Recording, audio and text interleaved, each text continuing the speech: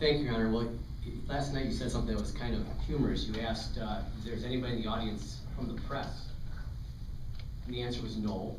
When's the last time we've had someone sitting in the audience reporting either the Journal Sentinel, the Franklin Citizen? Nobody. So what we deal with are really just a handful of individuals that know how to use a computer, okay? And so most of them are extremely negative in general, that all they do is hammer the city and call this a gigantic tax hell, okay? It is not a tax hell, and these numbers prove it. And what irritates me is, whether I'm at a football game, I was all but one this year, no one was saying, God, this is a damn ugly place to live. You know, this is just horrible. I'm moving. Basketball games all year long, last year. Nobody's come up to me saying, you wanna do something? This is a tax hell. All right, we had summer baseball games. St. Martin's Fair, Civic Celebration.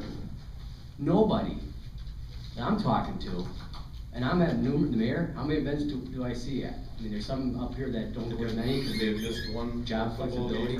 Yeah. We're at ribbon cuttings, grand openings, you name it.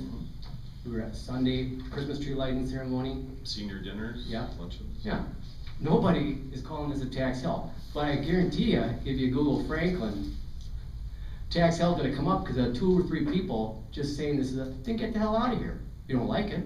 There's just a handful of people that think this place, you know, and it's wrong.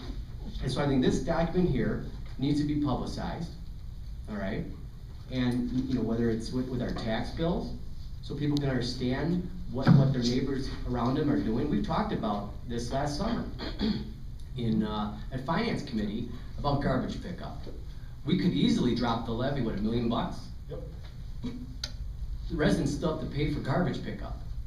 And if you honestly believe that $1 million wouldn't be spent somewhere else, you'd have you'd be nailed twice, plus not get the tax write-off. So I think this city has been very responsible. And Your Honor, I read an article criticizing you for doing this just the other day. Kevin. I know. It's election year, isn't it? So they're all coming out. Alderman Olson mentioned Franklin as a whole, and all the entities that are involved in the tax bill. Here's the reality. Tax bill gets sent out by the city of Franklin. I know I get calls, we all get calls. I know Cal Patterson get calls. What do they say? I know how to solve the problem. The school district, they start talking about the school district, how they should solve it. Or, you know, what's an MATC? You know, why do we pay so much to them? So the reality is our name, the city's name, is attached to all these entities. Who is the only body that's promoting the city? Us.